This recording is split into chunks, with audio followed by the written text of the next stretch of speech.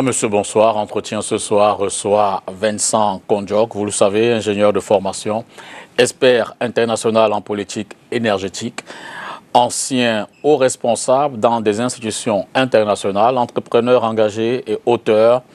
Il est de retour de mission à Niamey dans un contexte marqué par la forte tension sécuritaire dans ce pays. Cet expert reconnu donc sur les questions énergétiques, du nucléaire et des politiques de développement en Afrique vend, entre guillemets, son expertise donc à plusieurs États. Vincent Kondiok, bonsoir. Bonsoir, monsieur Togo. Merci infiniment d'avoir accepté notre plateau ce soir, d'être des nôtres. Effectivement, c'est un grand plaisir et surtout un grand honneur pour moi de pouvoir parler aux Camerounais. Et surtout, je viens juste d'arriver et vous m'avez appelé, entre guillemets, au vol et je suis très heureux d'être là. Mais si vous le permettez, je voulais juste dire quelque chose. Et c'est même ce qui m'a motivé à être là aujourd'hui. Vous savez, j'ai rencontré il n'y a pas très longtemps quelqu'un dans ce pays et ce monsieur m'a été présenté par un grand frère, Sambaka, que je cite nommément, et nous avons fait un certain nombre de choses ensemble et j'ai vu quelqu'un d'engagé, quelqu'un d'actif, quelqu'un qui a voué sa vie au Cameroun et malheureusement il est parti très récemment. Et il s'avère que d'une manière ou d'une autre, son corps est séquestré quelque part. Et vous savez, quand on est dans un deuil, le premier mot de condoléance que nous donnons, c'est que la terre de nos ancêtres lui soit légère. Je souhaiterais que la terre de nos ancêtres soit légère à M. Anissé Kane et que sa famille puisse faire son deuil. Merci. Anissé Kane, vous le rappelez fort opportunément, vous le savez très certainement, donc, avait été interpellé et malheureusement est décédé dans des conditions pour l'instant non encore révélées parce que toutes les enquêtes n'ont pas encore été rendues publiques. Et le corps est toujours entre les mains des autorités judiciaires. Vivement que cette action, ce vœu soit entendu et que la famille, évidemment, procède aux obsèques en bonne et due forme. Cela dit, ce soir, on attend de vous que vous exprimez sans filtre sur des enjeux énergétiques majeurs qui engagent la souveraineté, la compétitivité industrielle et l'avenir de notre pays et qui c'est peut-être de la sous-région. Alors Vincent, vous revenez de Niamey, un pays dont la stabilité sécuritaire n'est pas toujours garantie, un pays dont les enjeux en termes les enjeux énergétiques, on sait ce qui s'est passé avec Areva, bref, tout ce qui se passe autour des ressources premières pour le nucléaire. Est-ce que l'Afrique comprend enfin que l'énergie est une arme stratégique? Effectivement, je reviens de Niamey. Bon, j'ai aussi été très récemment en Jordanie et autres. Et effectivement, j'accompagne les gouvernements à évoluer davantage vers la souveraineté énergétique. Et quand on vit comme j'y ai été il y a quelque temps et qu'on est dans une chambre d'hôtel et qu'on entend des coups de feu et autres, et c'est quand même assez inquiétant et je suis déjà heureux que cela ne soit pas le cas ici au Cameroun de manière aussi forte. Et effectivement, l'énergie aujourd'hui, et c'est ça le plus grand problème de nous Africains, c'est qu'on n'a pas compris les enjeux exacts de l'énergie. Et nous n'avons pas vis-à-vis de l'énergie le meilleur état d'esprit. Beaucoup de gens considèrent que l'énergie, c'est une source comme toute autre. Ça permet de pouvoir aider les gens à avoir l'électricité et autres, ou alors à faire marcher une industrie. Et si vous le permettez, je vais quand même essayer, et ce sera vraiment pour moi, si on peut retenir quelque chose de ce que je vais dire aujourd'hui, c'est exactement ce que je vais dire maintenant. Vous savez, dans les années 2000, on a voulu lancer quelque chose qui était, quand vous voulez développer, voir le développement humain, c'est l'indice de développement humain.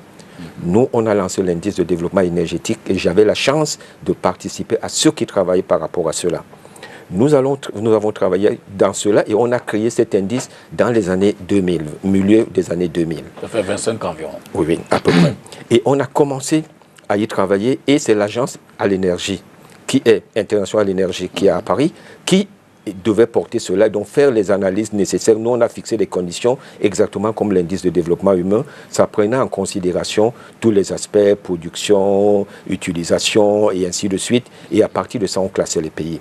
Et vous pouvez le voir. C'est le Outlook énergétique international de 2010. Il est connu, il est maîtrisé. Et vous allez voir le classement qui a été fait en 2010 exactement. vous allez voir que sur les 10 premiers pays, c'est le Venezuela, c'est le Liban, c'est l'Iran, c'est toute une grande partie des pays en guerre aujourd'hui. Et ça a commencé en 2011. Je ne suis pas en train de dire qu'il y a une raison de cause à effet. Je suis simplement en train de dire qu'en 2012, on a arrêté de sortir cet indice. Parce que cet indice nous donnait beaucoup de choses sur la vision énergétique. Et vous voyez le lien qu'il peut avoir entre l'énergie et la guerre d'une certaine manière, dépendant de son positionnement. Donc tant que les Africains n'ont pas compris que l'état d'esprit, quand on se lance dans l'énergie, c'est de se dire nous sommes dans une bataille et autres, eh bien, on ne réussira jamais. Parce que pour nous, on croit que c'est un acte commercial, c'est un acte énergétique. Toute la base du développement est sur l'énergie. Toute la base de notre vie. Un hôpital ne peut pas marcher sans énergie. Quelqu'un qui a un champ, il lui faut des tracteurs pour faire l'industrie et l'industrialisation de son champ, il lui faut de l'énergie. S'il doit faire l'irrigation, il faut les pompes. L'eau que nous buvons chez nous, c'est de l'énergie. Pour la pomper et nous l'amener chez nous, il faut de l'énergie. Quand il faut nous déplacer, il faut de l'énergie parce que c'est le gazole ou l'essence qu'on met dans la voiture. Donc l'énergie est la base de tout. Et nous sommes à la 4e révolution industrielle dans le monde. Nous, on n'a même pas encore atteint la 2e parce que la production à l'outrance et autres, nous n'y sommes pas encore. Et vous voyez, nous parlons des clouds, nous parlons des nanotechnologies, on parle de l'IA. Qu'est-ce qui fait marcher tout cela? C'est une énergie stable, bon marché, et c'est ça qui permettrait à ce que notre industrie puisse se développer. Et tant que c'est la base, et c'est le baseline. Avant de rentrer, que c'est peut-être dans le protocole d'interview qu'on a préparé, je voudrais rappeler que vous avez écrit une forme de livre blanc pour le Niger, programme électronucléaire de la République du Niger. C'est quoi? C'est une forme de Bible? De quoi s'agit-il exactement? Je voudrais corriger, je n'ai pas écrit. Ah, d'accord. Nous avons travaillé avec les Nigériens et je faisais partie de l'équipe et de l'expert qui accompagnait le Niger parce qu'un livre blanc, c'est un document national. Et ce document qui a été travaillé au niveau technique et qui permettait de voir toute la vision stratégique depuis la vision, la stratégie et le plan de développement a été validé et signé par le président de la République, chef de l'État. C'est un travail d'équipe, oui, du Niger, c'est un travail d'équipe. Effectivement, c'est un travail d'équipe, c'est un travail de gens et autres qui se sont appropriés ce travail. Moi, je n'étais que les petites mains qui permettent à ce qu'on fasse quelque chose qui est non seulement respecte, je dirais, l'approche qui a été développée par l'AEA qu'on appelle le Malson approche, l'approche par jalon et autres, et faire en sorte qu'au niveau international, ce livre blanc soit internationalement reconnu et accepté. Et c'est le cas aujourd'hui. Par contre, et là je le dis sans risque de me tromper, vous êtes auteur du livre dont le titre est pour une révolution énergétique, le nucléaire accélérateur de l'État développementaliste en Afrique. Un livre préfacé par Damara. Et si c'est votre dernier ouvrage, hein? Effectivement, c'est un livre que nous avons sorti en français et en anglais aussi, parce qu'aujourd'hui, il est davantage lu par les pays anglo-saxons et notamment certains de nos amis en Afrique du Sud. Et c'est un livre qui base uniquement le développement énergétique dans l'esprit souverainiste. Et le nucléaire est simplement la base qui permet d'être le détonateur de tout cela. Parce que l'approche par étape et l'approche par jalon dont j'ai parlé tout à l'heure permet de faire en sorte que tout développement, le plus important dans un développement technologique ou industriel, c'est la technologie. Et le nucléaire n'est pas simplement un mécanisme où on construit une centrale, c'est un mécanisme où on s'accapare et on s'approprie une technologie. Et c'est ce que nous devrions faire sur le solaire, c'est ce que nous devrions faire sur l'hydroélectricité, c'est ce que nous devrions faire sur le thermique, d'être des propriétaires de notre mécanisme de développement énergétique et de production de transport énergétique. Malheureusement, nous ne sommes que des acheteurs compulsifs et nous n'arrivons pas à gérer des choses de manière souverainiste. Et donc auteur avec Youssouf Joseph Bamba. Oui, Bamba qui est non seulement un ami, un grand frère. Diplomate ivoirien de haut niveau. Alors l'ouvrage, c'est un appel à sortir de la passivité énergétique qui maintient l'Afrique dans la dépendance et la vulnérabilité. Il demande pourquoi le nucléaire civil, loin d'être une simple option technologique, représente pour le continent un choix stratégique, un levier de souveraineté, d'industrialisation et de maîtrise scientifique dans un continent où plus d'1 milliard d'habitants n'ont toujours pas accès à l'électricité, d'un ouvrage à un autre. On va finir avec celui-là. Construction d'un État développementaliste communautaire. Le Cameroun. Projet de politique de développement à partir du maillage des communautés locales. Là, on parle très peu d'énergie. Oui, effectivement. Je vais juste revenir sur un point qui est important. Moi, je suis un travailleur d'équipe. Et vous verrez que je n'écris jamais un livre Ici, seul. c'est avec Jimmy Yap. Oui, effectivement. Le premier, le dernier, c'est avec Bamba. Bamba a été un des derniers ministres de la coopération de Bédié et qui sont partis avec le Tidiam Thiam en 99. Il a été ambassadeur de la Côte d'Ivoire à New York et aussi à Vienne. Et aujourd'hui, il apporte un plus, la vision diplomatique et politique. Et comment est-ce que aujourd'hui les pays, d'une certaine manière, par rapport à cela, peuvent s'approprier du développement technologique. Quand moi je reste sur les aspects que je maîtrise le mieux, c'est l'aspect technique.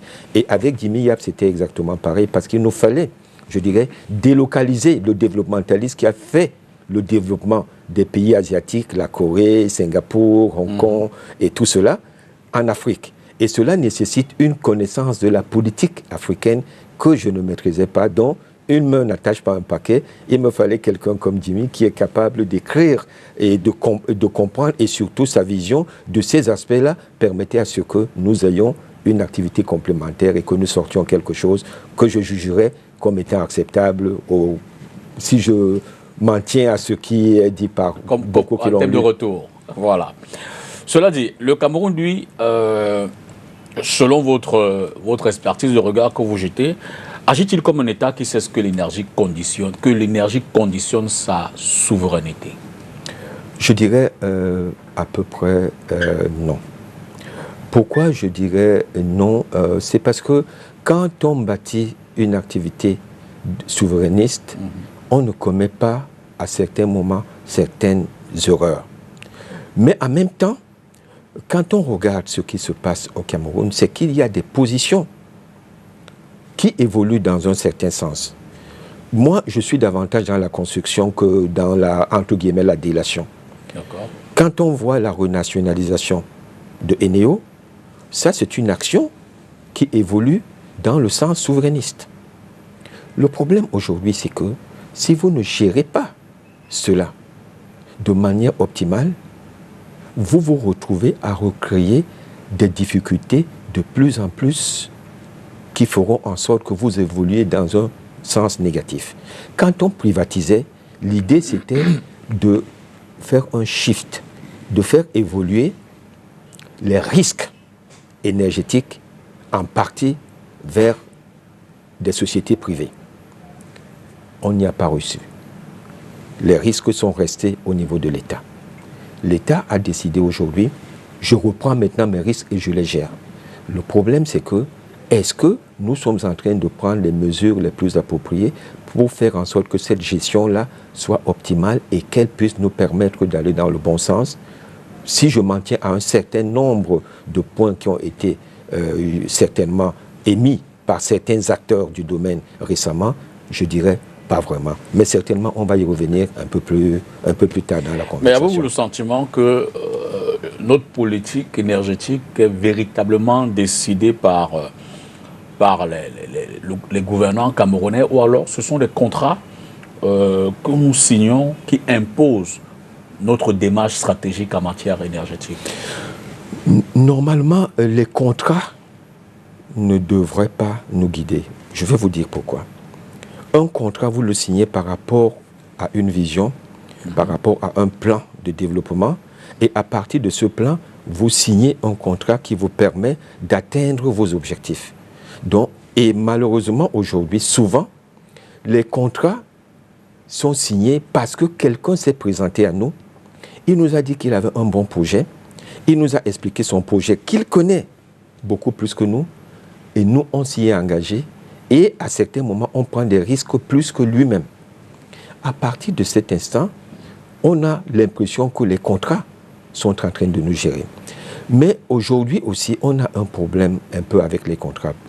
Pas forcément parce qu'on les écrit mal, parce que je lis un certain nombre de contrats. Quand je lis le contrat de concession qui a été fait en 2001, il était tenable. Il était bien. D'une certaine manière, on peut... S'agissant de l'électricité. Au niveau général, on peut y trouver un ou deux mots ou un ou deux points qui... Mais dans un contrat, tout ne peut pas être parfait. Absolument. Mais le problème, c'est la mise en œuvre de ces contrats. Donc le problème n'est pas, ce ne sont pas les contrats.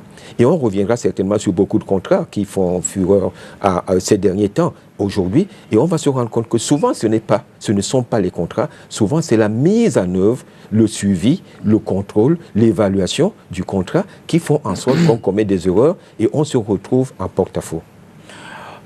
Vous parlez d'Eneo tout à l'heure. L'entreprise a d'abord été privatisée à la fin des années 90, début des années 2000, et puis tout récemment renationalisée.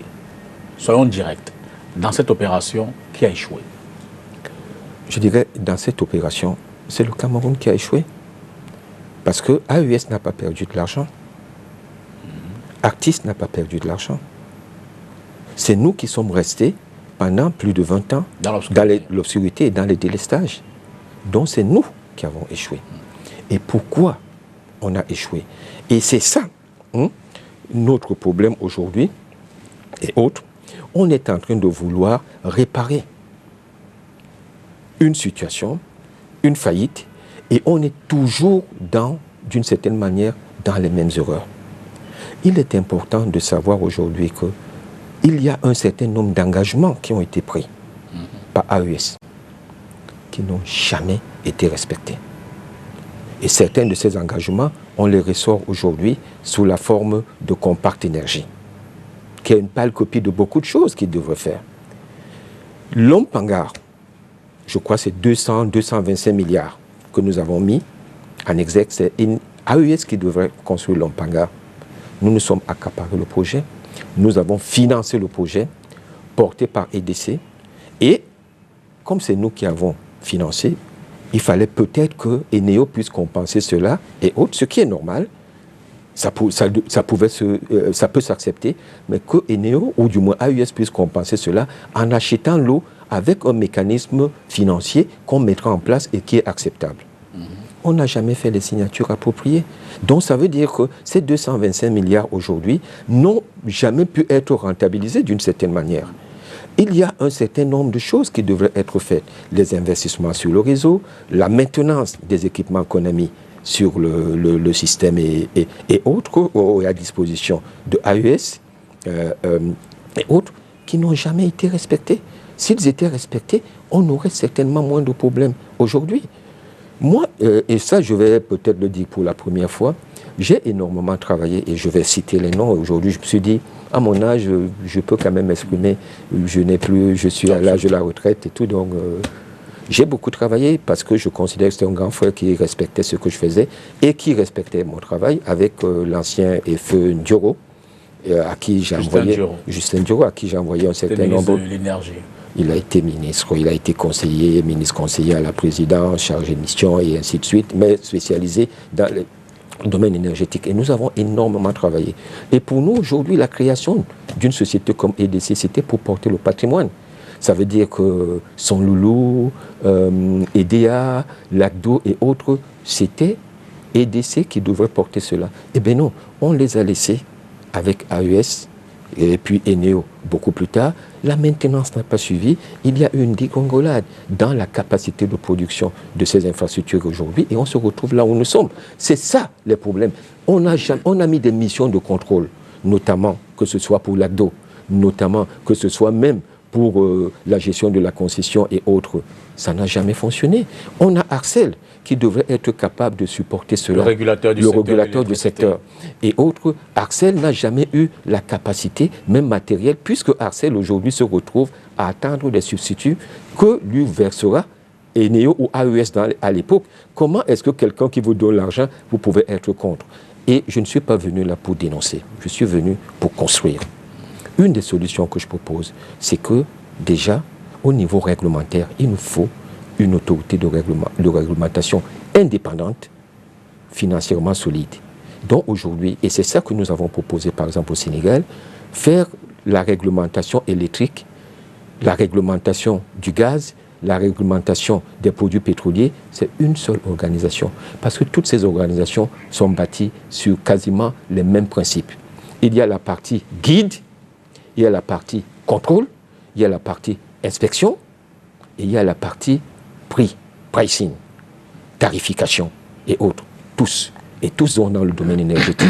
On devrait les unir pour consolider quelque chose de solide et être capable d'avoir des institutions qui sont capables de résister aux donneurs d'ordre.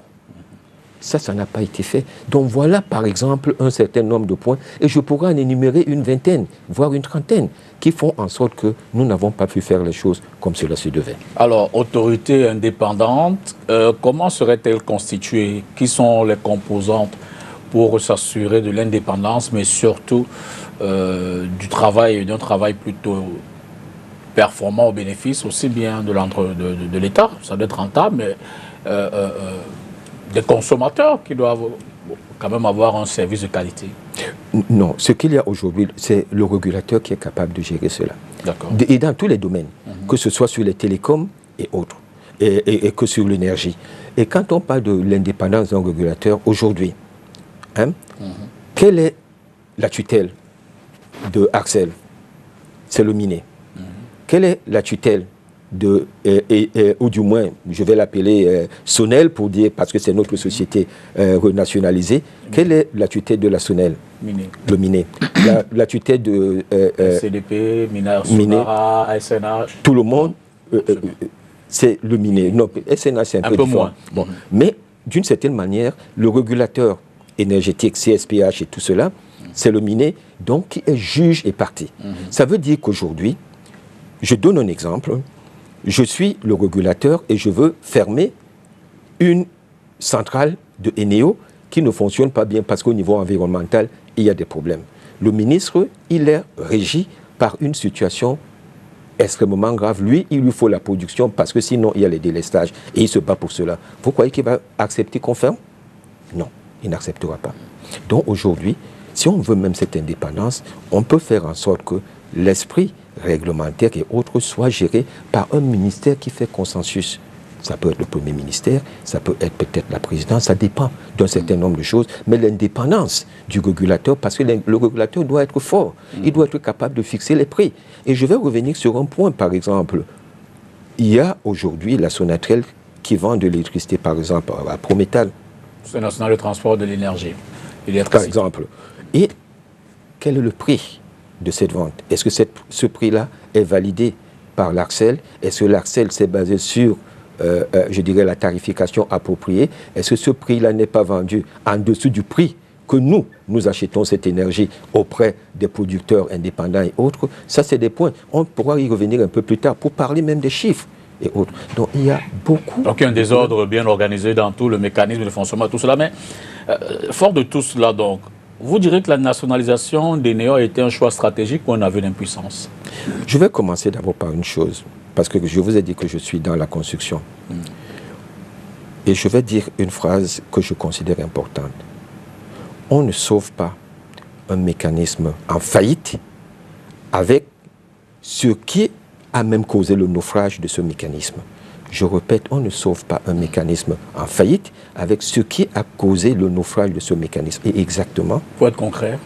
C'est exactement la situation aujourd'hui. C'est que nous sommes en train de vouloir sauver le système électrique avec ce qui a été d'une certaine manière les erreurs du passé. Je m'explique.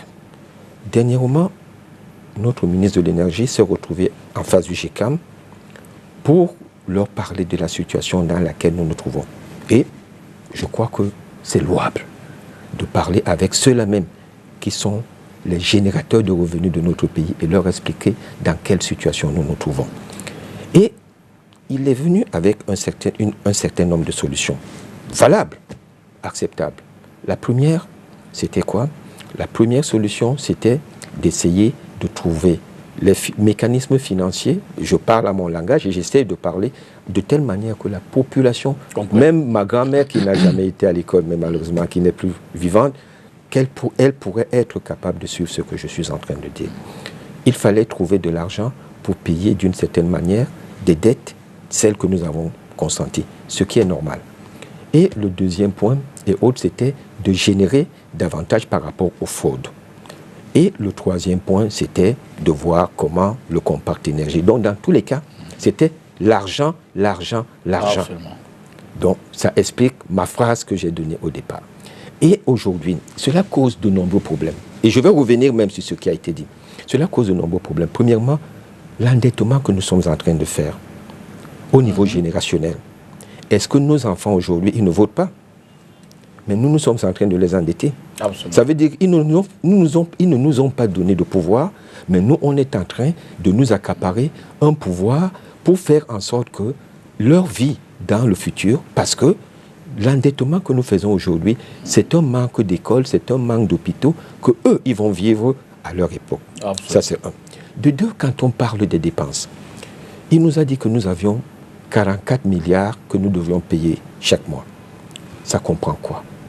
L'électricité que nous achetons, c'est 10 milliards avec Nachtigal, c'est 5-6 milliards avec KPDC, c'est 1-2 milliards avec DPDC.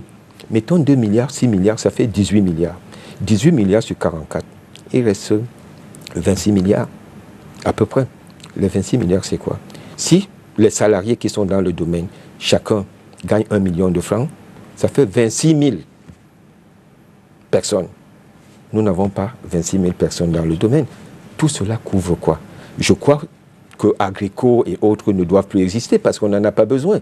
L'électricité qu'ils nous fournissaient, c'était en période d'urgence. C'est les mécanismes d'urgence et ça coûte excessivement cher. Donc d'une certaine manière aujourd'hui, les comptes n'y sont pas quand on regarde. Et quand on regarde aujourd'hui, qui est le plus grand producteur de notre pays? Ce ne sont pas les producteurs indépendants. Donc ils ne peuvent pas prendre le maximum d'argent. C'est Eneo qui est le plus grand producteur, avec son loulou, Djamboutou et autres.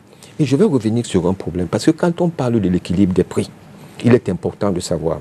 Est-ce que vous savez qu'il y a une période, ça a peut-être évolué maintenant, il y a une période, on achetait le gaz pour les centrales à gaz, qui appartenaient à l'État, à Eneo et autres, à 9 $ le million de BTU.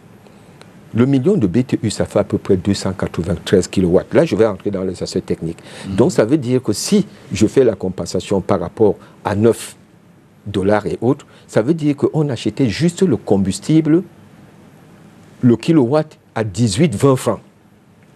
Si vous achetez déjà le combustible à 18-20 francs, la transformation de ce combustible par le système énergétique, ça veut dire le groupe électrogène ou alors le groupe à gaz, avec le personnel qui va y travailler, la maintenance avec les huiles et autres, le transport, vous avez le kilowattheure à 200 francs à peu près. C'est trop cher. Et pendant ce temps, KPDC achetait à la SNH le même gasoil à 2,8 $. Comment est-ce que ça peut être possible? Comment est-ce que vous pouvez entrer dans un système qui va rééquilibrer les comptes?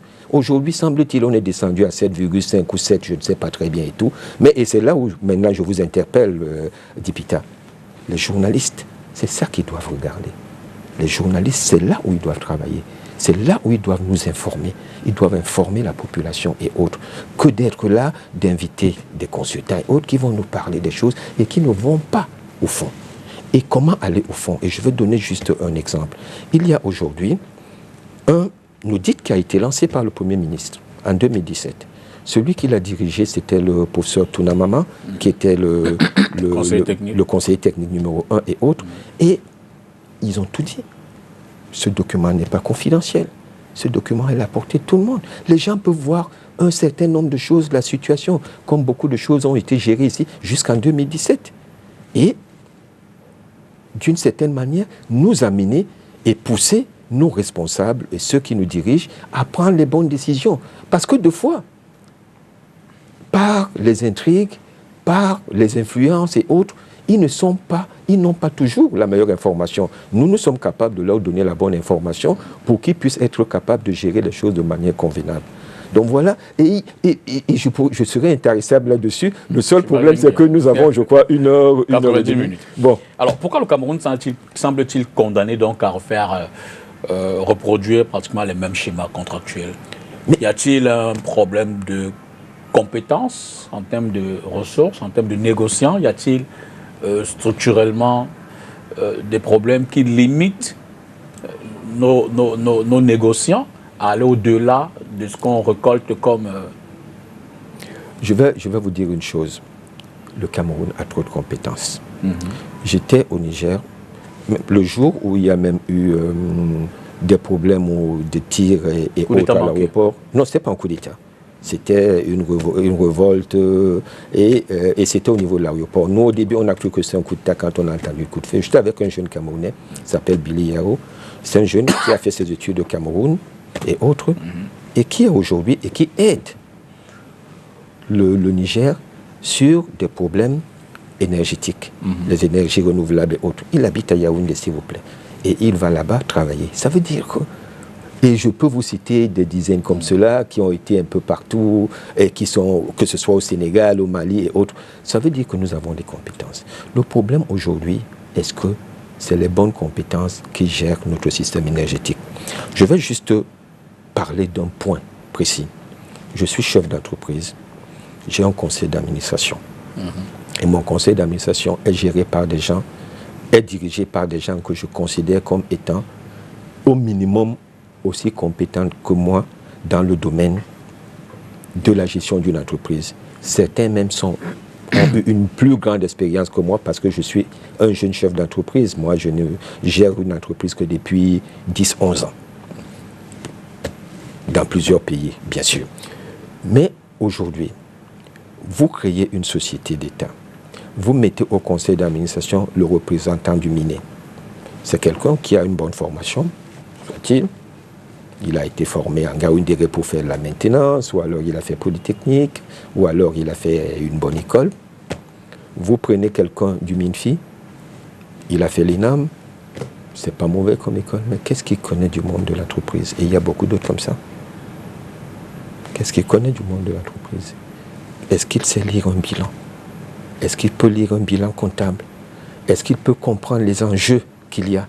Ou alors, il va être là à vous réciter, il y a telle loi, il y a tel décret. Un chef d'entreprise, c'est des risques, c'est des procédures à respecter, c'est vrai, mais c'est en même temps des actions à mener pour pouvoir faire en sorte qu'on gagne de l'argent. C'est ça une entreprise. Est-ce que ces gens-là sont les meilleurs accompagnateurs de nos entreprises? Je suis de ceux qui pensent que non. Je crois que... Donc pour vous, ce n'est pas forcément une question de compétence, c'est une question de casting. C'est uniquement une question de casting, puisque les Camerounais aujourd'hui, on les retrouve parmi les meilleurs. Si vous allez au sud de l'Allemagne et autres, vous allez trouver que dans l'industrie automobile allemande, eh bien, vous avez plus de 500 Camerounais, voire 1 millier de Camerounais qui, pour tous, occupent des postes de responsabilité. Donc, ça veut dire qu'on n'a pas de compétences et on peut aller même les prendre pour les amener ici. Mais c'est qu'aujourd'hui, le casting n'est pas du tout approprié pour pouvoir gérer certaines choses. Un administrateur civil, eh bien, c'est un chef de terre qui sait bien gérer une préfecture, une sous-préfecture. Mais qu'est-ce qu'il sait faire dans la gestion d'une entreprise? On ne nomme pas un chef d'entreprise uniquement parce qu'on veut faire plaisir à quelqu'un ou on veut remplacer quelqu'un. C'est quelqu'un qui doit faire en sorte que... Et c'est pour cela que nous avons des entreprises aujourd'hui qui ne s'en sortent pas. Et j'espère que Eneo, nationalisé, et je vais finir par là, doit être une entité consistante. Et cette entité consistante devrait englober Eneo, actuel, dont la SONEL devrait englober Eneo, devrait englober, ça c'est ma proposition, devrait englober la Sonatrel, devrait prendre EDC, devrait prendre AER. Déjà, on aura comme tout le travail que la Sonal faisait avant. Oui. Avant les parce que si vous allez par exemple en Malaisie, Tenaga National Berhad, TNB, c'est comme cela. Ils ont créé une masse critique et cette masse critique a permis aujourd'hui un développement exponentiel des activités parce qu'ils fabriquent eux-mêmes leurs câbles, ils fabriquent leurs transformateurs, ils fabriquent leurs poteaux. Et aujourd'hui, ils fabriquent même leurs propres disjoncteurs à travers des filiales qu'ils ont créées et autres qui font en sorte que la société aujourd'hui est viable et elle est vivable. Donc, pour moi, aujourd'hui, il est nécessaire de créer cette masse critique. Et une masse critique comme celle-là, un projet comme celui-là, ne peut pas être géré par les représentants d'eux. Et qui, du jour au lendemain, doivent changer parce que si on a nommé que c'est le directeur de l'électricité qui est le représentant, le jour où on le change, eh bien, il y a un nouveau qui vient et qui ne connaît absolument rien et qui est là, il suit les instructions. Non, il doit être là, être capable de défendre des positions auprès de son ministre pour pouvoir faire en sorte que les choses puissent se développer. Conséquence, dans ces contrats, vous observerez que l'État ne négocie pas toujours en position de force. Il faut quand même savoir qu'on va avec un handicap. Okay. Il faut être clair. Quand vous allez négocier et vous n'avez pas d'argent, forcément vous n'êtes pas en position de force. Mais comment transformer un défi en opportunité? Parce que ça, c'est un défi. Vous négociez et vous n'avez pas d'argent. Mais c'est vous qui avez le produit. Mais c'est vous qui allez consommer et vous pouvez aussi être un client. Comment certains pays font? Et là, je reviens toujours avec une proposition. C'est l'anticipation avec la planification. Et je vais l'expliquer de façon très claire. Vous vendez, moi, je veux. Et je veux que vous financez. Je viens vous voir cette année parce que j'ai un plan de développement bien défini. Je vous dis, je veux une centrale. Vous me dites, ça coûte 1000 francs. Je vous dis que moi, et je sais que je ne la veux pas là. Moi, je vais l'acheter à 800. Non, 800, ça ne nous convient pas. Bon, pas de problème, je rentre chez moi. Vous arrivez au mois de novembre, décembre. Vous devez présenter votre bilan. Il vous manque quelque chose pour pouvoir aller voir votre conseil d'administration et lui dire qu'on a fait un bon chiffre cette année. Vous allez revenir. Oui, mais non, 800, je ne suis pas d'accord, je vais prendre à 850 et autres. Non, bon, si tu prends à 850, il faut ceci, il faut cela. Et vous les rejetez encore. Là, il peut même aller voir maintenant son président, le président français par exemple, ou le président allemand, en lui disant, bon voilà, le commerce est sérieux parce qu'on leur met la pression, n'a pas bien marché. Oui, mais il y a les Camerounais qui veulent prendre une centrale à 800.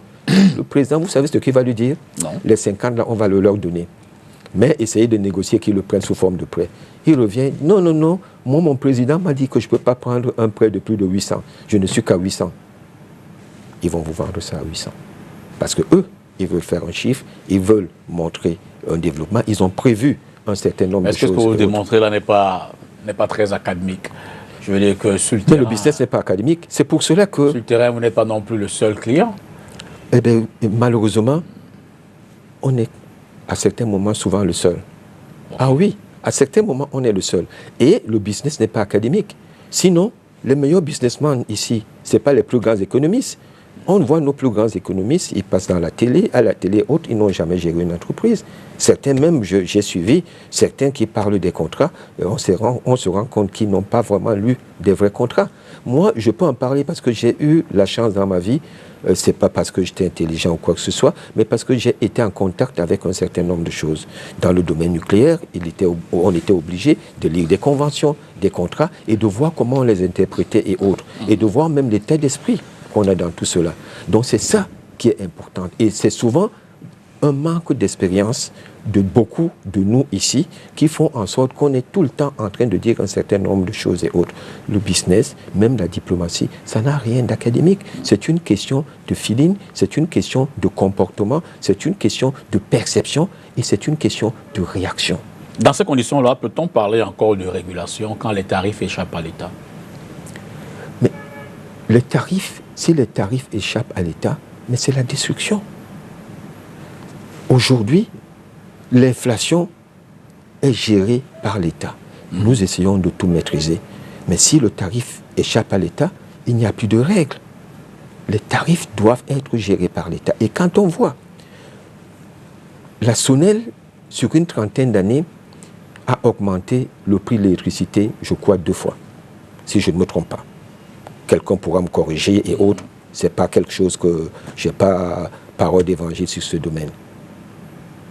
AES et ENEO, en quelques années, ont augmenté plus de 4 fois.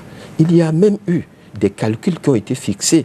Et aujourd'hui, quand on voit les passages et autres, ça c'est des calculs qui sont un peu trop techniques, on se rend compte que jusqu'aujourd'hui, l'électricité n'est pas vendue par rapport à ce qu'on avait d'une certaine manière positionné. Et ça, c'est quelque chose même que j'aimerais expliquer plutôt aux étudiants dans des écoles comme l'école polytechnique pour leur expliquer ce que c'est que la tarification, parce qu'il faut qu'aujourd'hui, les ingénieurs électriciens que nous faisons sortir, qui maîtrisent comment on gère la tarification électrique et comment est-ce qu'un certain nombre de choses sont gérées. Et malheureusement, ils n'ont pas cette maîtrise. Nous n'avons pas la maîtrise de la tarification électrique, malheureusement. Et ça, je peux le dire, et je ne crois pas me tromper, que ce soit Arcel n'a pas la totale maîtrise de comment on calcule la tarification électrique, avec toutes les conséquences ni même le ministère, et comment on peut signer des contrats d'achat d'énergie quand on n'a pas la totale maîtrise de ce qu'est la tarification et quand on n'est pas la totale maîtrise de pouvoir gérer cela. Par contre, le Cameroun affiche des plans énergétiques ambitieux. On a pu voir tous ces projets-là, certains qui sont peut-être des éléphants blancs. Mais existe-t-il une véritable stratégie ou seulement une politique ou une liste de projets précis qui peuvent redonner de l'énergie véritable au Camerounais? Les plans de développement ambitieux, c'est la planification énergétique qui va sur la vision de notre pays. La personne que nous avons élue, c'est le chef de l'État. Et la vision du chef de l'État nous permet de faire des plans de développement énergétique. Les plans de développement énergétique, c'est comme l'informatique. Pour programmer, vous avez un langage. Et ce langage... Exactement. Et pour faire un plan de développement énergétique, il y a les outils de planification énergétique. Et je peux aussi en parler, parce que un des outils de la planification énergétique qui est Message, ça s'appelle Message, comme le mot message, je fais partie de ceux qui l'ont développé. Et nous avons travaillé là-dessus et on y a introduit même les mécanismes de financement qu'on appelle les soukouk. En langage plus simple, c'est le Islamic Banking, c'est la banque islamique, avec un mécanisme d'intérêt qui est différent des intérêts que nous avons habituellement et autres. Et ça permet de prendre en considération l'aspect environnemental et autres. C'est des outils comme cela. Quand on a fait, par exemple, la cession de la Sonatrel, on devrait faire une analyse financière et autres qui nous permettait de pouvoir gérer cela. Je vais vous dire une chose. Au temps de la Sonel, le transport d'énergie coûtait à peu près 13 francs. Au temps de la Sonatrel, aujourd'hui, le transport d'énergie coûte dans les 40-50 francs. Ça veut dire que cette analyse n'a pas été faite. Il y a des outils, Finplan, on l'aurait utilisé, on se serait rendu compte que la séparation de la Sonatrel telle que cela devrait être fait allait créer plus de coûts et autres. Aujourd'hui, prendre des décisions aujourd'hui et dire on fait des plans ambitieux parce qu'on fait, en anglo-saxon, c'est wish list, comment on le dirait en français, une liste de vœux, ce n'est pas un plan. Un plan est bâti sur des outils de planification qui prennent en considération un certain nombre de paramètres.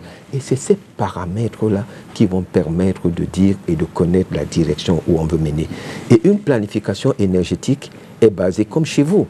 Quand vous vous levez le matin, vous dites vous voulez manger le ndolé, il faut d'abord que vous ayez les arachides, que vous ayez le ndolé, que vous ayez le mandjanga et que vous ayez un certain nombre de choses. Et donc la première des choses, c'est qu'est-ce que nous avons? Nous avons l'eau.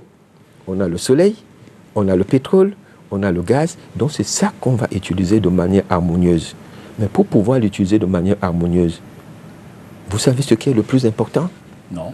C'est la technologie. Ce n'est pas l'argent, c'est la technologie. Il faut travailler pour acquérir la technologie, maîtriser la technologie, localiser la technologie. Et c'est ça qu'aucun pays africain n'a jamais regardé. Les seuls qui ont commencé à le regarder depuis un certain temps, c'est des pays comme le Maroc, c'est des pays comme l'Afrique du Sud, beaucoup plus longtemps avant le Maroc, c'est des pays actuellement comme l'Égypte et ainsi de suite. Nous tous, le reste ou la majorité, et surtout des pays francophones, on ne regarde pas la technologie. Je rappelle donc que nous sommes avec notre invité, Vincent Kondior, qui est un expert sur des questions atomiques, sur des questions énergétiques. Et avec lui, évidemment, on essaie de commenter, décrypter ce qu'il en est pour le Cameroun. Vincent, dans tout ce que vous expliquez donc, depuis le début de cette émission, qui paye véritablement le coût de ces contrats? Ce sont les ménages, ce sont les entreprises ou c'est l'État? L'État, c'est qui? C'est vous et moi, on dira. Effectivement. Les entreprises, quand ils fabriquent, ils vendent à qui? Vous et moi. Vous et moi. À partir de cet instant, c'est vous et moi qui payons. Absolument. C'est le peuple qui paye. C'est la population qui souffre. Et c'est la population qui se retrouve aussi sans énergie. Je suis d'accord, ça impacte énormément les producteurs. Aujourd'hui, pourquoi? Parce que ils ne peuvent pas être compétitifs, ils ne peuvent pas exporter, leurs marchés sont limités et autres. Mais, in fine, c'est nous qui payons. Et ça nuit à notre développement. Et nous payons pour une qualité qui n'est pas appropriée. Vous savez, aujourd'hui, si vous achetez et vous n'avez pas un mécanisme d'accumulation ou alors un groupe électrogène, il y a des jours, voire des semaines, que certaines zones n'ont pas d'énergie, vous ne pouvez plus utiliser votre frigo.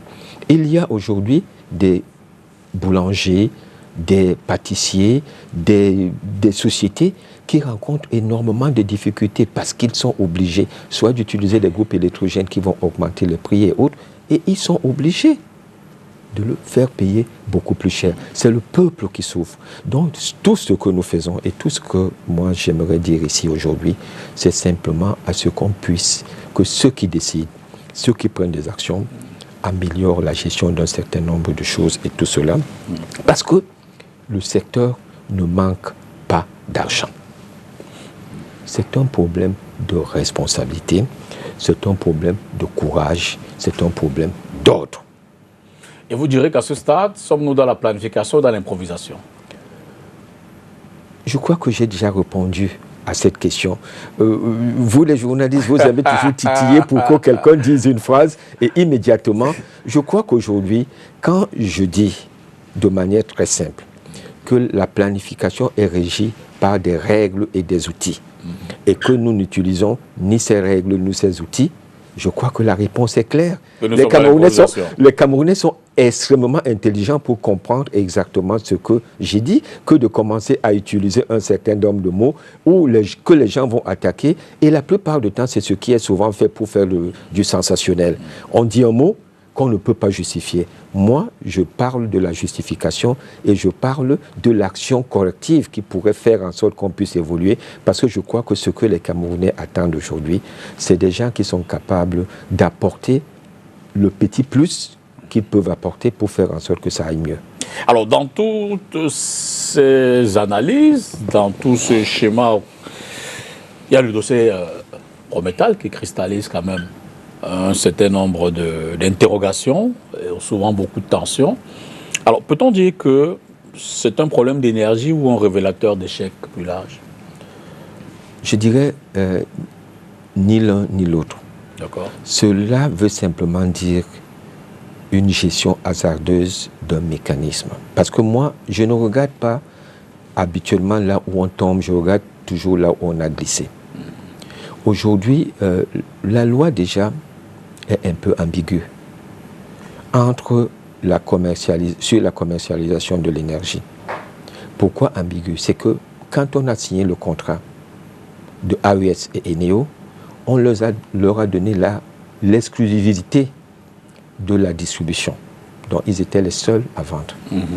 Mais quand on fait la loi de 2011, on libéralise le marché. Ça veut dire aujourd'hui qu'il y a l'AER qui construit des mini-grids qui devraient être capables de vendre l'électricité à la population, mais ne le fait pas avec une mauvaise exploitation de tout cela. C'est un problème à régler. Cela se retrouve aussi aujourd'hui où, par exemple, Prométhal achète l'électricité, semble-t-il, parce que je n'ai pas la maîtrise totale de cette situation, de ce dossier, à la Sonatrach. La loi le permet, mais Eneo a quand même, ou avait, puisque maintenant c'est nationalisé et que le problème va se régler, avait quand même le monopole de la distribution. Mais moi, mon problème, c'est que le ministre nous a dit, il y a quelques jours, qu'il y a 13 milliards qui manquent tous les mois. Moi, déjà, je dis, j'aimerais qu'on m'explique le breakdown de tout cela pour pouvoir être sûr qu'il manque vraiment 13 milliards. Vous avez des doutes? J'ai beaucoup de doutes. Vous savez, l'addition, le calcul mental, on le fait au coût moyen d'eux.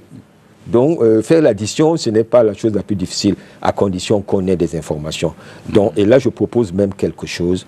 Je suis contre les comités, je suis contre les task force, mais je crois qu'aujourd'hui, le pays gagnerait à s'entourer d'un certain nombre de certaines compétences qu'on mettrait ensemble, des économistes, des ingénieurs, des techniciens et autres, pour pouvoir l'accompagner sur une certaine réflexion. Et autres. J'ai quand même des doutes par rapport à cela. Mais aujourd'hui, et je reviens sur ce que je voulais dire, on a 13 milliards qui manque à l'appel. Nous, aujourd'hui, l'État achète l'électricité de l'ordre de 50 francs, 40 francs ou 50 francs le kilowattheure. Nous, on a quelqu'un qui achète cette électricité que nous achetons chez les producteurs à 40, 50 francs. Lui, il achète cette électricité quasiment à une vingtaine de francs. Comment on compense les 30 là? Si on veut réduire les 13 milliards et autres, il faut déjà qu'on s'assure, parce que quand on nous parle de fraude, tout le monde voit le petit qui vient, qui trafique son compteur et autres. Mais ce n'est pas ça qui va faire 60 milliards l'an, ça fait 5 milliards le mois. Et même si on règle ce problème, sur les 13 milliards, il restera encore 8 milliards. Mais ça veut dire qu'il y a aussi des gens aujourd'hui qui paient l'électricité en dessous du prix du marché. Qui a fixé ce prix? Est-ce que c'est l'Arcel qui a fixé ce prix? Si c'est l'Arcel qui a fixé ce prix, sur quel type de tarification ils se sont basés pour vendre à perte? Je suis d'accord qu'on peut vendre à perte. On le faisait avec Alucam parce que ça fait des milliers d'emplois et autres, c'est l'investissement de l'État et autres. Et là, ça marche si c'est, par exemple, un PPP, une activité où, oui, un partenariat public-privé, où l'État a investi et l'État aujourd'hui veut maintenir un certain nombre d'emplois dans un marché difficile. On peut le gérer quelques mois, 1 an, 2 ans, et après, on remet les choses d'une certaine manière. Mais on ne peut pas vivre à vitam aeternam avec quelqu'un qui paye, par exemple, l'électricité moins cher que le prix de revient à l'électricité. Je vous parlais ici, la production nationale qui est, si on achète le gaz à 8 dollars le million de BTU, ça veut dire qu'on a 18 francs seulement sur l'énergie primaire. Et si vous l'achetez à 20 francs, ça veut dire que nous ne pourrons jamais rattraper. Aujourd'hui, si je me base simplement sur ce que le ministre a dit, 13 milliards, comment faire en sorte de faire disparaître ces 13 milliards-là pour équilibrer les comptes? C'est ça où tous les Camerounais qui ont le bon sens, qui ont la notion et qui maîtrisent ce domaine, c'est là où on attend les Camerounais. Réduire ces 13 milliards. Absolument. Même si je doute, si aujourd'hui je me mets et autres à analyser et à faire un travail de fond avec les données, je peux vous dire que nous n'avons pas 13 milliards qui manquent. Ah bon? Par mois. Je suis quasiment certain. Puisque le plus grand producteur, c'est d'abord la Sonel actuelle. Pourquoi 13 milliards vont manquer? Et vous situez donc la déclaration du ministre dans quel cadre? La déclaration du ministre, j'ai déjà dit que je ne crois pas en 13 milliards. Une analyse appropriée. Mais déjà, 13 milliards d'ENEO, je peux déjà les réduire facilement. Vous savez comment? Non. AES a apporté une assistante technique. AES Iroko a apporté une assistante technique à AES, Sonel. Mettons 1 milliard ou 2 milliards, je ne connais pas le montant exact, mais mettons 1 milliard, par exemple.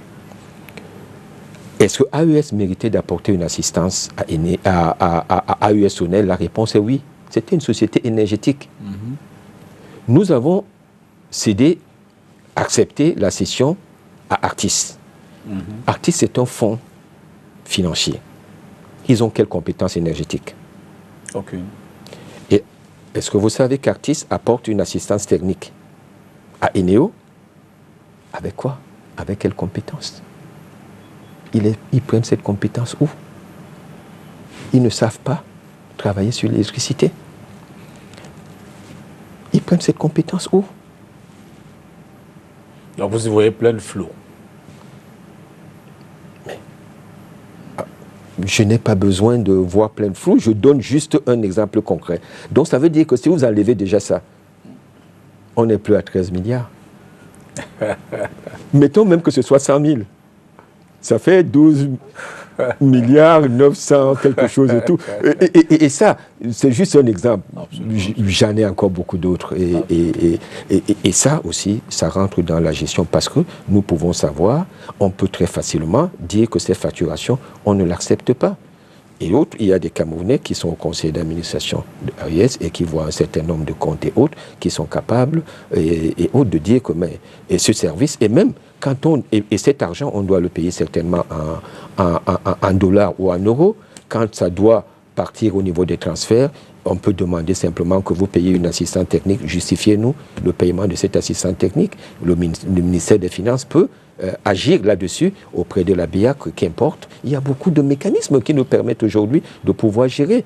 Il y a beaucoup de directeurs, il y a un certain nombre de directeurs à INEO qui n'y mettent pied que quand il y a un conseil d'administration. Si je vous demandais si vous soupçonnerez des détournements, vous me direz certainement question de journaliste. Mais je ne parle détournement, c'est vraiment les phrases de journalistes. Pourquoi parlerais-je de détournement? Non, c'est des phrases de journalistes. Là, je suis en train de dire aujourd'hui qu'il y a un service qui est fourni. La justification d'un service et autres, c'est quelque chose qui est normal. Moi, je suis là comme un technicien. Absolument. Je suis là comme un chef d'entreprise qui a aussi un conseil d'administration qui de temps en temps vient lui dire là vous avez mal fait, voilà comment ça se fait et autres, et qui doit répondre auprès de ce conseil d'administration-là. Et d'une certaine manière, je pose juste les questions en tant que chef d'entreprise. Vous m'avez dit 13 milliards, je peux vous donner encore d'autres exemples, mais je crois que mon rôle n'est pas là. Et j'ai une société de consultants et je peux même être payé pour pouvoir rendre mes services et faire en sorte que c'est un appel du pied au ministre pour qu'il me donne du travail et autres. Même comme aujourd'hui, si vous le permettez, je vais donner un exemple quand même. Et c'est là aussi un des problèmes. J'ai un ami, il s'appelle Désiré Nancy, il est adjoint au maire à Bana. C'est un des spécialistes du contrôle des installations intérieures. Il a été vice-président de la Fusielle. Vous êtes journaliste, vous pouvez savoir ce que c'est que la Fusielle dans le monde. Et aujourd'hui, c'est un gars qui œuvre énormément pour que cela se fasse. Et pourquoi j'en parle? Parce que c'est un des points critiques. Il y a quelqu'un qui disait jadis, il y a 90% des installations électriques au Cameroun sont en insécurité électrique. Vous avez les incendies dans les supermarchés. Pourquoi? Parce que la qualité des installations n'est pas bonne. Vous avez des problèmes au niveau de nos réseaux aussi. C'est la qualité de ce qu'il y a dans les maisons. Il y a des actions même appropriées qui ont été initiées, notamment l'augmentation du cosinus phi. La puissance est racine de 3U et cosinus phi, et le cosinus phi est de 0,8. Si vous le mettez à 0,9, la puissance augmente. L'intensité étant restée constante, la facturation reste constante. Et vous avez des équipements qui fonctionnent mieux.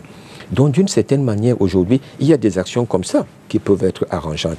Mais revenons sur ce que je disais. Désiré Nancy, c'est un des grands experts dans tout ce qui est, je dirais, installation, contrôle des installations intérieures. Il a énormément œuvré pour qu'une loi puisse gérer cela au Cameroun. Et il travaille, et il se retrouve que le Cameroun est maintenant intéressé à travailler dans le domaine. On lance un appel d'offres, un avis à manifestation d'intérêt. Et j'en parle, je ne lui ai pas posé, mais je considère aujourd'hui que je n'ai plus l'âge de cacher certaines choses. Il a pris les meilleurs experts. Et là, je peux en parler techniquement parce que je les connais. La société qui s'occupe de cela en Côte d'Ivoire fonctionne depuis plus de 30 ans et fonctionne bien. Et les experts qu'il a pris pour travailler avec lui, lui-même étant expert, pour pouvoir aider le Cameroun, pour moi, c'est les meilleurs. Il est parti au Sénégal, il a pris des gens de Prokelec. Prokelec, il travaille avec la Sénélec depuis plus de 20 ans. C'est des gars qui maîtrisent leur domaine. Il a répondu à l'appel à manifestation d'intérêt. À votre avis, il a été sélectionné? Je vous renvoie la question. Comme vous n'aimez jamais répondre aux questions, vous les journalistes, et non, il n'a pas été sélectionné. Et moi, j'ai regardé. Peut-être la question n'est pas là. Celui qui a été sélectionné, avait-il la meilleure offre? Ceux qui ont été sélectionnés, moi j'ai pris juste une société que je ne connais pas très bien, mais que je maîtrise un minimum. D'accord. Je vais citer le nom. On va pas citer le nom aussi. Aussi, je vais citer le nom. D'accord.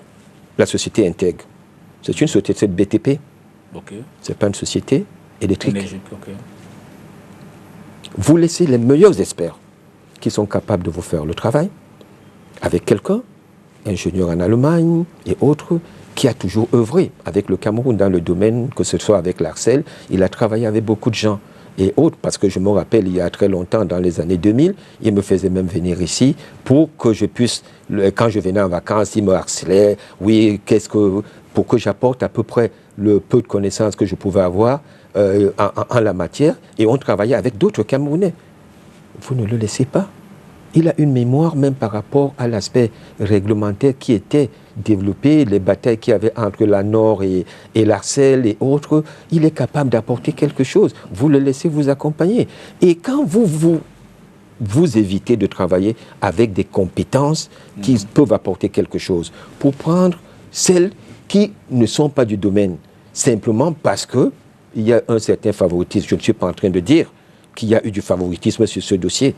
Je dis simplement que voilà quelqu'un qui méritait. Et ça, c'est mon point de vue, qui est peut-être discutable. On pourra peut-être nous dire, oui, voilà, il lui manquait ceci, ou bien il était trop âgé. Oui, parce qu'il a plus de 60 ans que moi. Donc, on peut aussi sortir qu'on voulait des gars de 40 ans et autres. Il peut avoir forcément des raisons. Je ne suis pas en train de dire cela. Mais je dis, on se doit d'utiliser l'expertise que nous avons. Le Cameroun a-t-il fait un choix clair entre rente, industrie et compétitivité? Ça, c'est vraiment une question de journaliste, là. Vous savez, aujourd'hui, malheureusement, et ça, c'est juste mon avis, la compétitivité, en réalité, c'est des points qui sont complètement opposés. Et aujourd'hui, quand on voit le comportement dans tous les domaines, et on va peut-être en parler autre, on se rend compte qu'on est davantage dans un mécanisme de rente. Mais est-ce que c'est le Cameroun qui a fait ce choix? Je suis de ceux qui pensent que non. Le Cameroun n'a jamais fait un choix comme cela. Mais nous avons aujourd'hui des individus qui, d'une certaine manière, au nom du Cameroun, des individus qui ont la décision, et qui se sont lancés à mettre sur pied un mécanisme de rente. Malheureusement, c'est naturel. Malheureusement aussi, pour que cela ne soit pas le cas, il faut des garde-fous. Et les garde-fous, c'est le cadre réglementaire, c'est la justice. Le problème, c'est quoi? C'est que la réglementation n'est pas complète, ou alors elle est inachevée, ou alors elle est simplement contournée, elle est existante, mais elle est contournée. C'est quoi le problème véritable pour ce qui est du cadre? La réglementation est complète. Les institutions qui doivent gérer un certain nombre de choses sont établies et autres. Et quand je dis elle est complète, elle peut avoir des failles. Bien sûr. Et on peut sauter, on peut profiter de ces failles. Toute réglementation a des failles. Je ne suis pas juriste, mais les juristes vous le diront. Mais ce qu'il y a aujourd'hui, c'est qu'on est arrivé à certains moments où on ne suit plus la réglementation. C'est-à-dire on ne cherche plus des failles. Parce que rechercher des failles pour pouvoir faire quelque chose, je trouve ça normal pour quelqu'un d'intelligent. Mais aujourd'hui, certaines décisions ne sont même plus dans la logique de chercher des failles pour prendre une décision. On la prend et on s'en fout qu'elle soit pour ou contrairement à l'esprit juridique qu'on a mis sur pied. Aujourd'hui, il y a des décisions juridiques qui sont prises.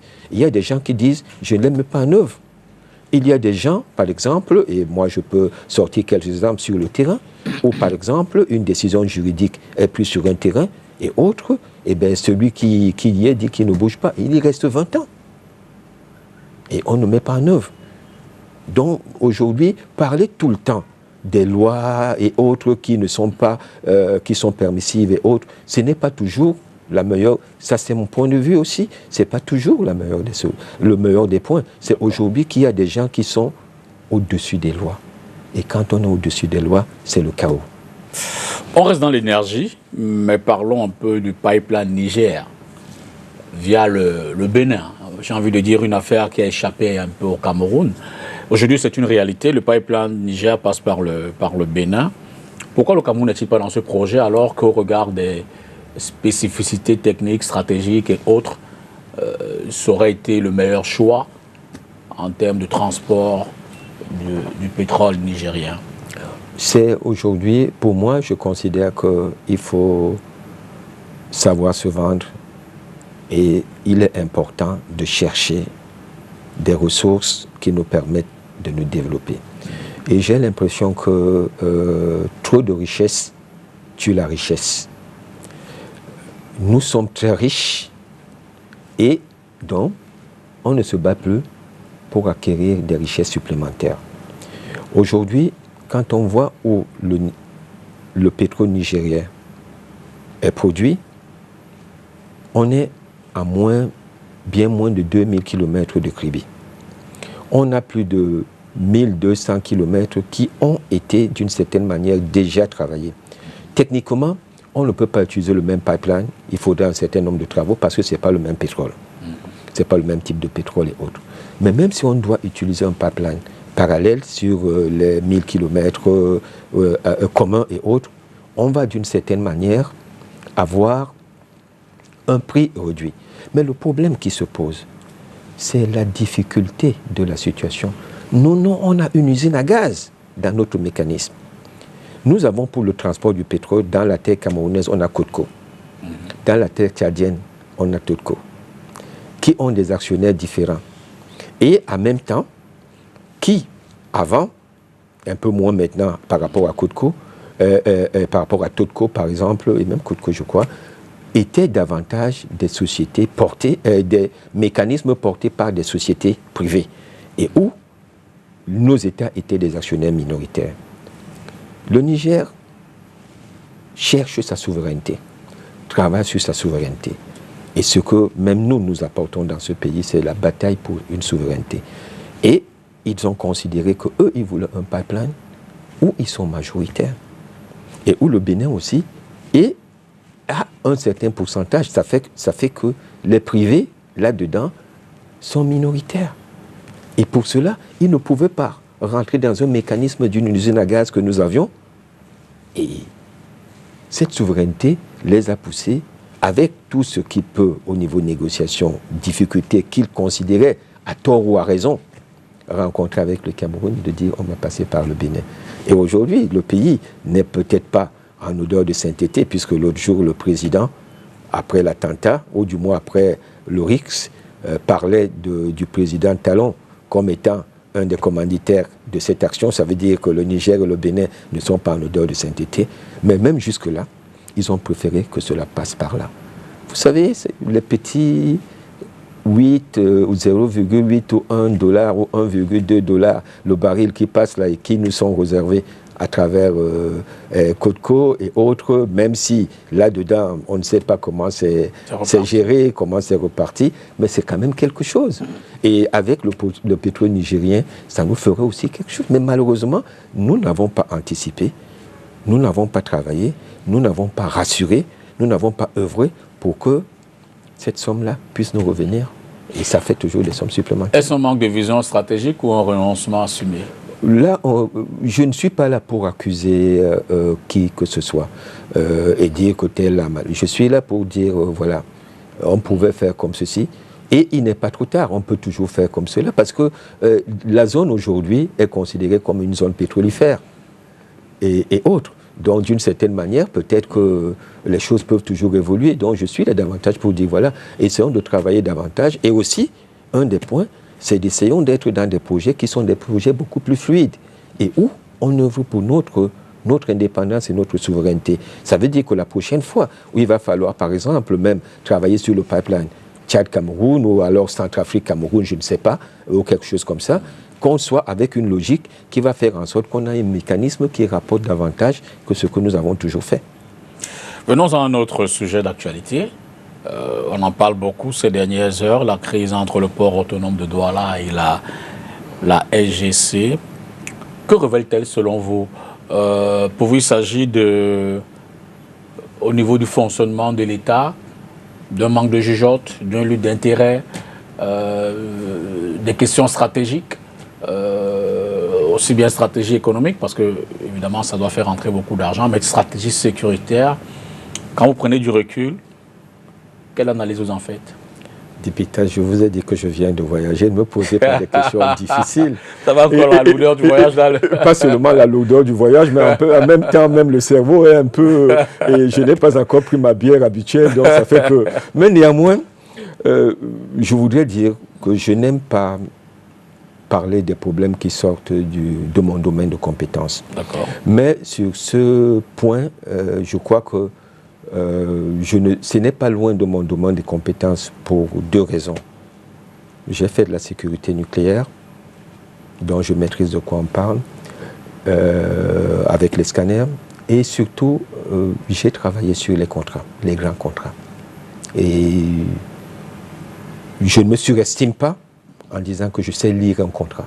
Parce que beaucoup de gens ici croient qu'un contrat, c'est juste les juristes qui savent le voir et tout. Non, un contrat a une partie juridique, il y a une partie administrative, il y a une partie technique et ainsi de suite. Et j'ai suivi un peu ce qui se dit depuis quelque temps. Et je me rends compte que beaucoup de gens ne savent pas lire un contrat. Parce qu'un contrat, d'abord, c'est un problème d'état d'esprit. Et c'est toujours écrit dans le contrat. Donc, je ne vais parler que du contrat. Dans le contrat, vous avez l'article 2. Je vais dire alinéa 1, donc l'article 2.1. Là, on parle de deux choses. PPP, partenariat public-privé, et BOT. C'est ça qui donne l'état d'esprit de ce contrat. Et je vais expliquer c'est quoi un BOT. Build, own, le O peut être pour own ou peut être pour operate, et il y a transfert. Ça veut dire que pour nous, qui sommes des côtiers, j'ai mon terrain à Douala, ou beaucoup plus, tu as ton terrain à Douala, et tu veux, moi je veux y construire ma maison. Je dis, on s'entend à ce que je construise ma maison pour qu'elle puisse être là pendant 25 ans, parce que ça va me permettre de l'amortir. Ça va me permettre de la rentabiliser. Et au bout de 25 ans, il y a le T, le transfert. Qu'est-ce que vous allez regarder? Vous allez regarder premièrement que je construise ma maison dans les 6 mois qu'on a fixés, et après, je l'utilise mes 25 ans, mais pendant que j'utilise, vous viendrez tous les jours me regarder avec un bon sourire. « Oh Vincent, comment ça va ?» Parce que vous voulez regarder si je l'entretiens bien. Parce que vous voulez qu'au bout de 25 ans, que je vous donne une maison qui est en bonne état. C'est exactement la même chose qu'on retrouve dans les BOT, dans le domaine énergétique, qu'on retrouve ici. Mais pour cela... D'opérer transfert. Exactement. Mais pour cela, ça commence le jour où j'ai fini de construire, je suis entré dans la maison, jusqu'au jour où je vais vous le donner, c'est ça 25 ans. Maintenant, dans les 6 mois de construction, vous allez tout faire. Le jour où je vous dis, oui, mais la route est bloquée là, je ne veux pas entrer avec ma voiture, c'est vous qui allez courir pour qu'on ouvre la route, pour que je ne perde pas un jour. Ici, dans ce contrat, au vu de quelques documents que j'ai vus, non. C'est celui qui profitait que ça construise vite, qui retardait le mécanisme. Comme s'il n'avait pas compris de quoi on parlait. Et autres. Si c'était l'autre, je comprendrais qu'il a voulu nous manipuler. Et pour lui, quand on parle du 4e scanner, parce que lui, il faut que le dernier scanner soit amorti. Donc c'est lui qui a 10 ans. Et quand on veut casser un contrat, on va maintenant 3.1, 3.2, on voit les 10 ans, comment ils se calculent. 3.3, article 3.3, la résiliation. Si par exemple, vous, de temps en temps, vous laissez votre poubelle et que j'avais mis là-dedans que vous ne devez pas laisser votre poubelle, 2 fois même je vais vous pousser à venir à ce que vous laissiez votre poubelle là dehors pour que j'utilise cela au niveau de la justice. Je regarde la résiliation. Vous tombez, j'attaque pour que vous sortiez dans la maison avant. Si je ne regarde pas cela et que je viens vous sortir de là, non seulement je vais vous payer tout le temps cette maison-là peut-être au prix fort, parce que quand vous allez me dire combien vous l'avez acheté, vous l'avez conçu pour 1 million, vous allez me dire que je l'ai conçu pour 10 millions. Vous allez d'une certaine manière augmenter les prix, ça c'est un, je vais vous payer les pénalités. Donc aujourd'hui je considère que, et là je vais rentrer un peu sur un point politique qui est vraiment mon point de vue. Dans ce pays, on a un premier ministère. Et le premier ministère est, pour moi, une nomination, c'est un poste. Le Premier ministère, c'est la résidence du Premier ministre et il a son service. Mais dans beaucoup d'autres pays, on parle de primature. La primature, c'est une institution. Il y a beaucoup d'autres cas, mais je considère que cette fois-ci, le Premier ministre a agi en institution, en regardant le contrat. Et j'ai entendu quelqu'un dire dans une télé, oui, il y a un décret qui est sorti en 2019. Mais si un décret sort, on a l'arbitration de ce contrat qui se fait à Paris. Ça veut dire qu'on s'en fout du décret camerounais qui est sorti a posteriori. Si ce décret y est application, on fait un avenant et on prend cela en considération. Et moi, j'ai lu le décret.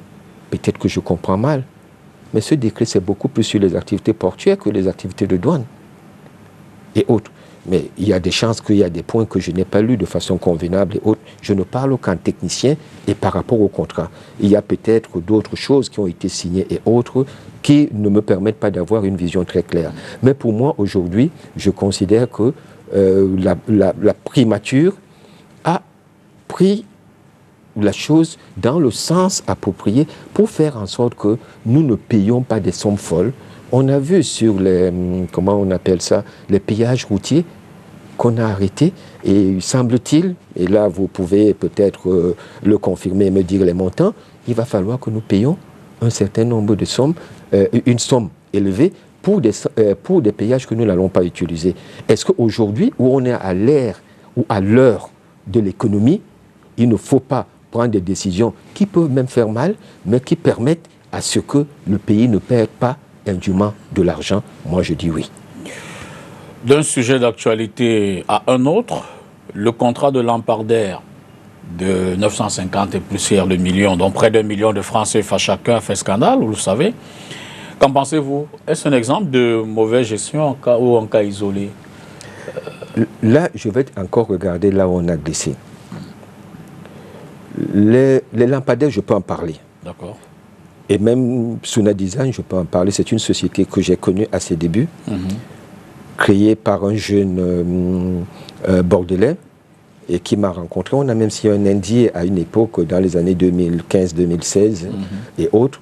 Et nous avions même le même fournisseur à l'époque et autres dont je connais.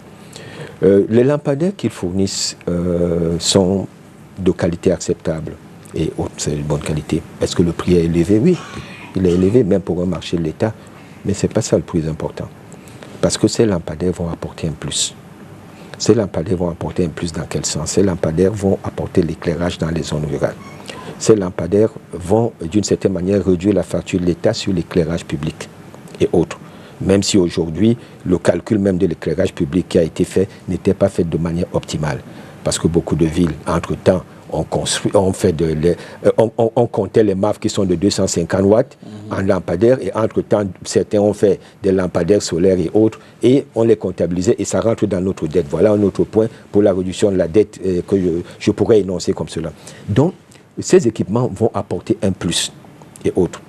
Mais moi, je vais vous dire quelque chose. C'est 21 milliards. Je reviens, retour vers le futur. En 2001, nous avons vendu Eneo, on devait nous verser 23 milliards. 23 quelque chose de milliards. Il y a le rapport dont j'ai parlé, commandité par le Premier ministre en 2017, qui nous renseigne qu'on ne sait pas où on a mis ces 23 milliards. Entre un projet de 21 milliards qui apporte un plus et 23 milliards qu'on a perdus, moi, j'aurais souhaité que les journalistes se battent davantage pour faire revenir les 23 milliards. Parce que ces 23 milliards devaient payer ces 21 milliards-là. Ça, c'est un. Je reviens sur un deuxième point. Il était écrit dans la concession et autres que AES va faire un investissement, une augmentation de capital de 30 milliards. Ils ont fait une augmentation de capital de 13 milliards. Ces 13 milliards-là, on ne sait pas comment ils ont été gérés. Et là, on peut aller voir, c'était le cabinet Dow Collins, à l'époque, qui s'occupaient de ça pour qu'on nous dise comment ces 13 milliards, où ils sont venus. Est-ce que c'est les dollars qui sont venus des États-Unis et qui sont rentrés au niveau de AES. Et quand on voit AES qui n'avait pas de l'argent et autres, on a un certain nombre de doutes. Mais ça, vous êtes journaliste, il y a des bons journalistes ici, j'ose le croire, qui peuvent y travailler. Mais je veux venir sur un point qui est bien précis, là où on a glissé. En 2025, mi-2025, le CVUC, le CVUC, c'est les communes et villes du Cameroun, a signé un accord, une convention avec Suna Design. Le CVUC n'a pas regardé qu'avec 21 milliards, on pouvait créer une société nationale qui fait l'assemblage et autres, et créer de l'emploi. Exactement comme on a fait avec les ordinateurs PB. Là, c'était 60 milliards et autres. On n'a pas regardé tout cela. Ils ont signé un accord de partenariat qu'ils ont envoyé et qui a certainement aidé à ce qu'il y ait une haute instruction dans un certain sens. Parce que moi, je vais vous dire, je suis président de la République, je ne pense pas l'être, hein, et que je vois tous les maires qui écrivent, parce que ces maires-là, ils ont contacté quasiment la totalité des villes pour dire, oh, vous aurez 10 lampadaires, donnez-nous les lieux, on va les mettre. Vous aurez 5 lampadaires, donnez-nous. Et le président voit que tous les maires, d'une certaine manière, supportent un projet. Il va signer ces hautes instructions et autres.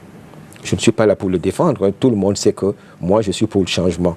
J'ai œuvré pour les forces du changement et autres, donc je ne suis pas en train de remettre. Mais je suis là pour parler en tant que technicien.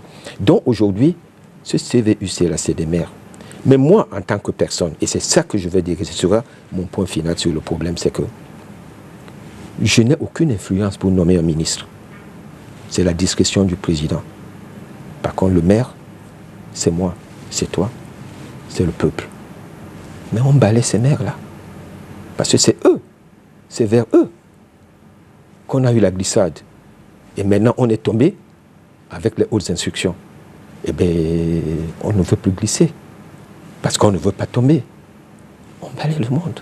On balaie les maires et autres. Les élections, c'est pas pour...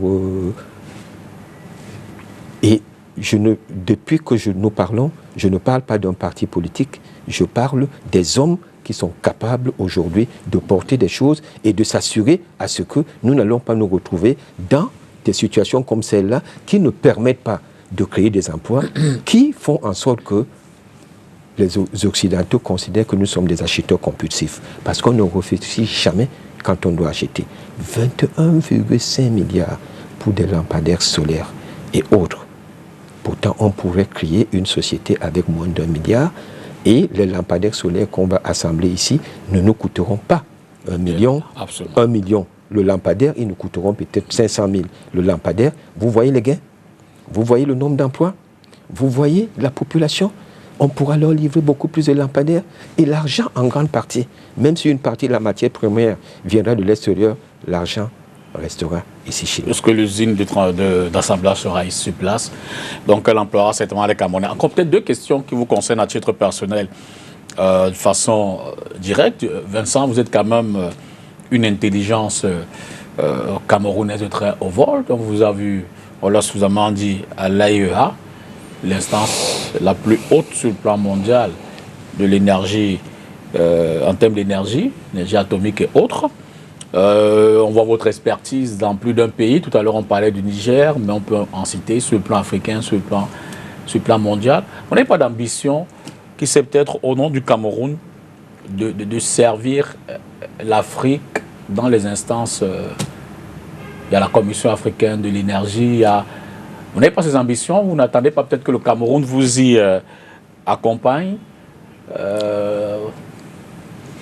Bien sûr, quand je dis bien sûr, il y a une époque et autre où j'ai bien voulu de l'accompagnement du Cameroun. Et je pourrais même dire à cette époque-là, d'une certaine manière, le Cameroun, ou du moins les instances les plus hautes m'ont d'une certaine manière supporté. Parce que vous le savez... Dans cette démarche-là. Oui, dans cette démarche, vous savez, il y a eu une autre instruction du président de la République à une époque pour que je sois supporté, même si ça a été mal géré plus tard. Et on vous a pressenti au secrétariat exécutif de la Commission africaine de l'énergie nucléaire. Oui, avec le soutien du président, c'est-à-dire il y a eu une très haute instruction de sa part là-dessus pour que je puisse être porté là-dessus. Mais malheureusement, ceux qui devraient faire le travail dans la suite n'ont pas fait ce travail-là. Bon, mais je ne suis pas ici pour dénoncer, ils ont certainement leurs raisons. Peut-être que je n'étais pas assez connu d'eux, ou alors je ne marchais pas d'une certaine manière avec eux et autres, et ils n'ont pas considéré que j'étais le bon Camerounais qui pouvait être là. Mais je serais reconnaissant au président à cette époque, qui semble connaître et autres, par des informations qui lui sont venues un peu partout, notamment de l'extérieur, parce que ce soutien-là précis, je ne l'avais pas demandé. D'accord. Et je l'ai eu. Mais ceux qui doivent mettre en œuvre, et c'est ça aussi le problème ici, c'est que souvent, on pousse à prendre des décisions qui peuvent être erronées. Et quand on prend des décisions qui pourraient être, parce que je considère quand même que la mienne, d'une certaine manière, elle était bonne, je ne peux pas dire le contraire, je considère que la mienne était bonne, et bien il y a toujours des gens pour torpiller cela d'une manière ou d'une autre, et pour des raisons qui sont certainement... Oh non, pas du tout. Je considère que ce n'était pas pour moi. Vous savez, aujourd'hui, dans la vie, et je veux vous dire, si vraiment ma carrière se limitait à ce poste, mais ça veut dire que j'ai raté ma vie. C'est pas le poste qui fait l'homme, c'est l'homme qui fait un poste. Parlons de carrière, justement. Je veux dire que pendant 90 minutes, vous avez aligné de belles propositions. Vous avez fait les constats où le Cameroun qui s'est peut-être échoué, ou aurait pu prendre de meilleures décisions pour faciliter la vie à ses populations sur les questions énergétiques. Ben, je veux dire qu'en tant qu'acteur, pour l'instant, vous êtes un expert. Mais il y a d'autres activités qui peuvent vous mettre au cœur de la décision. Nous avons les élections locales prochaines, municipales et législatives qui arrivent. À défaut de pouvoir impulser vos connaissances, qui c'est peut-être sur le plan gouvernemental, les populations locales, dans la première, je ne sais pas, conjoncte des mairies, des communes, peuvent bénéficier de votre expertise, ou l'Assemblée nationale en tant que projet de... Je vois bien la question et tout. Est-ce que vous n'êtes pas, par exemple, intéressé en termes de candidature à pour l'une de ces élections-là? Vous savez, aujourd'hui, je voudrais aider le Cameroun. J'ai fait une carrière qui est comme elle est et qui, à titre personnel, me plaît. Mon épouse en est... la soutient et soutient ce que nous avons pu faire et autres. On est bien satisfait de ce qu'on a fait. Aujourd'hui, j'arrive à un âge où j'ai vraiment envie d'aider. Et je considère qu'aujourd'hui, je ne peux plus mourir de faim. C'est impossible. Par contre, je partirais avec un sentiment d'inachevé si je n'aidais pas. Est-ce que ça passe par être maire? Je ne crois pas. Pour une seule raison, c'est que pour moi aujourd'hui, j'ai des employés au Sénégal, j'ai des employés au Cameroun, j'ai une famille à l'étranger. Je ne peux pas gérer un certain nombre de choses où je ne suis pas à fond. Par rapport aux législatives aujourd'hui, c'est aussi une question du peuple. Moi, je suis un enfant de Douala 3. Mais je suis aussi un enfant de la Sanaga maritime. Est-ce que les gens dans ces régions considèrent que je suis capable d'apporter quelque chose? S'ils me le disent, pourquoi pas? D'attendre l'appel du peuple. Et deuxièmement, est-ce que moi, je suis capable d'apporter quelque chose? Parce que si on me demande quelque chose que je ne peux pas apporter, bien sûr, parce que je n'en ai pas les capacités, je ne suis pas un politicien pour venir dire oh, je vais apporter ceci, sachant que je ne vais pas le faire. Bien Donc, qu'est-ce qui va se passer? Je ne pourrais pas et je dirais non. Donc, d'une certaine manière, aujourd'hui, j'aimerais aider dans tous les sens du terme. J'ai une société, je suis consultant et autres. Je peux aider aussi de plusieurs autres manières. Et je vais dans beaucoup de pays, je vous ai dit, je reviens de la Jordanie, après du Niger, et après je suis passé par le Sénégal dernièrement et autres. J'arrive à apporter, et là je crois que d'ici quelques semaines, je vais aller en Malaisie. Donc j'arrive à apporter quelque chose à d'autres peuples. Je suis prêt à l'apporter encore plus à mon peuple ici pour régler quelque chose. Nous avons œuvré d'une manière ou d'une autre, activement ou peut-être de loin ou de près, à ce que certains pays en Afrique passent des délestages à l'absence de délestage. Moi, aujourd'hui, je trouve anormal que nous vivions encore des délestages. Et c'est pour cela que oui, effectivement, j'aimerais bien. Parce que je connais et je comprends une chose. On ne sauvera pas l'électricité camerounaise avec des rustines. On sauvera l'électricité camerounaise avec une refondation. On ne sauvera pas l'électricité camerounaise avec des rustines, mais avec une refondation. Et je suis un homme de la refondation. Tout ce que j'ai fait dans ma vie, nous avons créé par exemple l'approche par étape qu'on appelle l'approche par jalon. Et je suis un des pères du Malson approche de l'AUA qui permet l'introduction de l'électronucléaire dans les nouveaux pays et autres, dont l'acquisition de la technologie, c'est la base de la refondation. Je sais le faire, j'ai l'expérience dans le domaine et autres. J'aimerais accompagner ceux qui dirigent et autres pour les aider à comprendre ces mécanismes, comme je l'ai fait ailleurs, comme je le fais ailleurs, pour nous permettre de sortir de cette problématique. Il ne nous faut pas 2 ans. 1 an, nous sortons des délestages. 1 an, pas plus. Vincent Kondiok, l'ingénieur atomiste qui veut réécrire l'Afrique énergétique, qui veut réécrire l'avenir énergétique du Cameroun et de l'Afrique, puis c'est peut-être en passant aussi par le nucléaire. Merci vraiment d'avoir accepté cette invitation. Merci de vous être ouvert. On avait parié dès l'entame que vous ferez franc jeu. Vous n'avez pas hésité à faire franc jeu. Vous n'avez pas mis les gants. Et vous avez apporté l'expertise qui sied certainement à votre expérience bien longue, à l'AEA et bien d'autres institutions internationales. L'accompagnement que vous faites à tous ces autres pays africains, on espère que le Cameroun saura en profiter. Merci encore.